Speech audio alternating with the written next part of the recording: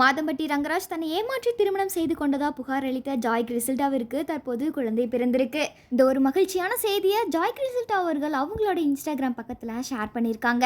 பிரபல சமையல் கலைஞரான மாதம்பட்டி ரங்கராஜுக்கும் தனக்கும் திருமணமான போட்டோவை சில மாதங்களுக்கு முன்பு ஜாய் கிறிசில்டா அவர்கள் வெளியிட்டிருந்தாங்க. மேலும் நான் கர்ப்பமா இருப்பதாகவும் பதிவிட்டிருந்தாங்க.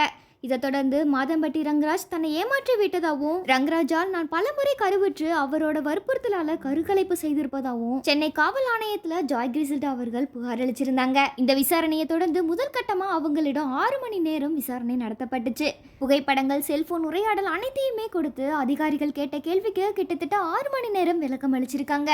இதை தொடர்ந்து 2ஆம் கட்டமா கடந்த வாரம் ஆஜரான ஜாய் கிறிசில்டா இன்னும் விசாரணை முடியல, விசாரணை தொடர்ந்து போய்கொண்டுதான் இருக்கு, வெள்ளிக்கிழமை 2 பேரையுமே வர சொல்லியிருக்காங்க அப்படின்னு தகவல் கொடுத்திருந்தாங்க.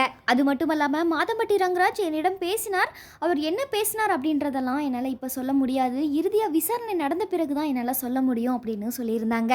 இதை தொடர்ந்து ஜாய் கிறிசில்டா சென்னை குடும்ப நல நீதிமன்றத்தில் மனு ஒன்றை தாக்கல் செஞ்சிருக்காங்க.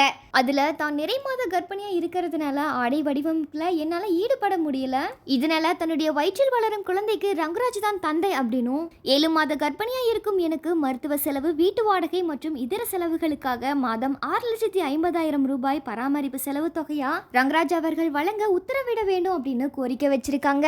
இதை தொடர்ந்து இந்த மனு விரைவில் விசாரணைக்கு வர உள்ளது அப்படின்ற தகவலும் வெளியாயிருந்துச்சு. இந்த ஒரு நிலையில ஜாய் கிறிசில்டாவிற்கு பாத்தீங்கன்னா தற்போது ஆண் குழந்தை பிறந்திருக்கு.